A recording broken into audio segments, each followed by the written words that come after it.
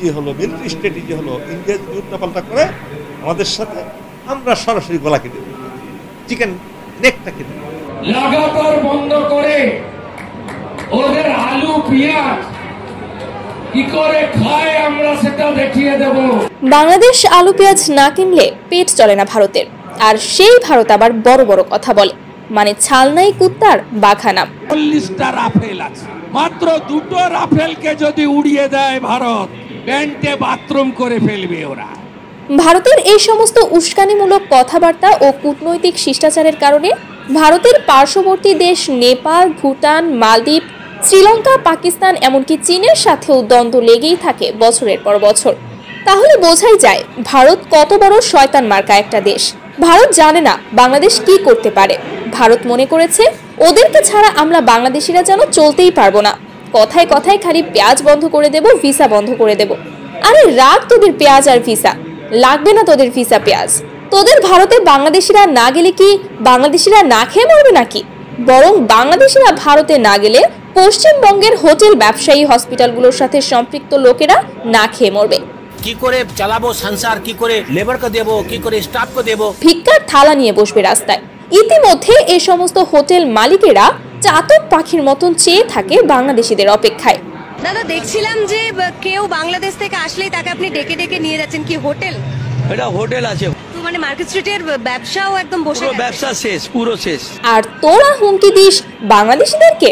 হ্যাঁ, আর আসল কথা হচ্ছে ভারতের সোনার হরিণ স্বৈরাচারী শেখ হাসিনা সরকার প্রধান থাকাকালীন ভারত যে সমস্ত সুযোগ সুবিধা বিনা পয়সায় পেয়েছিল, যেমন বাংলাদেশের নৌবন্দর ব্যবহার, আকাশ সীমানা ব্যবহার, এমনকি বাংলাদেশের বুকের ওপর দিয়ে ট্রানজিট সুবিধাও দিয়েছিল তাদের সোনার হরিণ স্বৈরাচারী শেখ হাসিনা।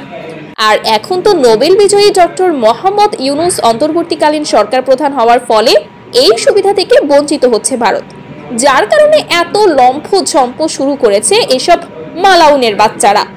কারণ নোবেল বিজয়ী ডক্টর মোহাম্মদ ইউনুস শুধু ন্যাশনাল না, ইন্টারন্যাশনাল খেলোয়াড় তিনি। তোদের ভিসার জন্য মনে হয় বাংলাদেশিরা পাগল হয়ে রয়েছে। আর পেঁয়াজের কথা বলিস, পেঁয়াজ মনে হয় তোদের ভারতেই শুধু উৎপাদন হয়, আর কোথাও হয় না। মাত্র কয়েকদিন হলো বাংলাদেশিরা ভারতে বয়কটের ডাক দিয়েছে, আর এরই মধ্যে তোদের পশ্চিমবঙ্গের ব্যবসায়ী ও হসপিটালগুলো পঙ্গু হয়ে গেছে, ফাঁকা হয়ে গেছে রাস্তাঘাট, শপিং মলগুলো। এছাড়াও ট্রাকে ট্রাকে আলু পেঁয়াজ তোদের ভারতের বন্দরে এসে দিনের পর দিন পড়ে থাকায় পচন ধরেছে এসব পেঁয়াজ ও আলুতে। আর সেই সব পচা আলু পেঁয়াজ নিয়ে এবার কৃষকেরা নেমেছে আন্দোলনে। এমনকি ভারতীয় কৃষকদের উৎপাদিত আলু পেঁয়াজের দাম না পেয়ে বস্তায় বস্তায় আলু রাস্তায় ফেলে মোদি ও শুভেন্দু অধিকারীর বিরুদ্ধে করছে বিক্ষোভ। রাস্তার উপরে পুড়িয়ে ফেলছে মোদির ছবি। এবার কেমন লাগে ঠেলা সামলাও এবার কৃষকদের এই আন্দোলন। আরে এতদিন বাংলাদেশ তোদের আলু পেঁয়াজ নিয়েছে বলে তোদের কৃষকেরা একটু দাম পেয়েছে, আর এখন তো সেটাও পাচ্ছে না। ভারতীয় গরিব কৃষকদের উপরে মায়া হয়। এই মোদি সরকার কি করেছে তাদের জন্য? তাদের এই অবস্থার জন্য মোদির বিজেপি দলের নেতা শুভেন্দু অধিকারী দায়ী। ভারতীয় কৃষকদের এখন উচিত তাদের উৎপাদিত এসব আলু পেঁয়াজ নিয়ে শুভেন্দু অধিকারীর বাড়ির সামনে স্তূপ করে রাখা। এই শুভেন্দু অধিকারীর জন্যই এই সব কিছু হয়েছে, এমনটাই দাবি করছে ভারতীয় কৃষক ও ব্যবসায়ীরা। এমনকি কিছুদিন আগে ভারতের মলম বিক্রেতা ময়ূখ রঞ্জন ঘোষের বাড়িও ঘেরাও করে এই কৃষকেরা। কারণ এই ময়ূখ রঞ্জন ঘোষের বিতর্কিত মিথ্যাচারের কারণেই বাংলাদেশের মানুষ ফুঁসে উঠেছে ভারত বয়কটের জন্য।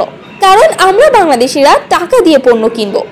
ভারতের এসব ঘেউ ঘেউ করার শোনার টাইম নাই। টাকা দিলে বিশ্বের যে কোনো দেশ থেকে আমরা পেঁয়াজ আলু আমদানি করতে পারবো। কারণ বাংলাদেশের আছে শক্তিশালী চট্টগ্রাম নৌবন্দর, যা এশিয়া মহাদেশের দ্বিতীয়তম স্থানে। এছাড়াও বাংলাদেশের আছে সারা বিশ্বে কূটনৈতিক কিছু সম্পর্ক। মাত্র 10 দিন বাংলাদেশিরা যদি কলকাতায় ঘুরতে বা চিকিৎসার জন্য না যায়, তবে কলকাতা হবে ভারতবর্ষের সবচেয়ে গরিব প্রদেশ। পরিশেষে একটি কথা আমাদের বাংলাদেশি সকল শ্রেণী পেশার মানুষদেরকে বলতে চাই, আসুন আমরা ভারত বয়কটের ডাকে সম্মিলিত হই। আমরা আর ভারতের সাথে কোনো সম্পর্ক রাখবো না, থাকবে না ভারতের সাথে কোনো কূটনৈতিক সম্পর্ক, ব্যবসায়িক সম্পর্ক, এমনকি প্রয়োজন নেই তাদের দেশ থেকে কোনো পেঁয়াজ আলু আমদানির।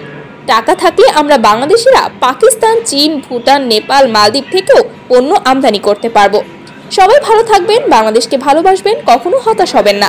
একটা কথা মনে রাখবেন, আমরা মুসলিম জাতি, কেউ না থাকলে আমাদের সাথে এক আল্লাহ আছেন। বাংলার বার্তার সাথেই থাকবেন। আল্লাহ হাফেজ।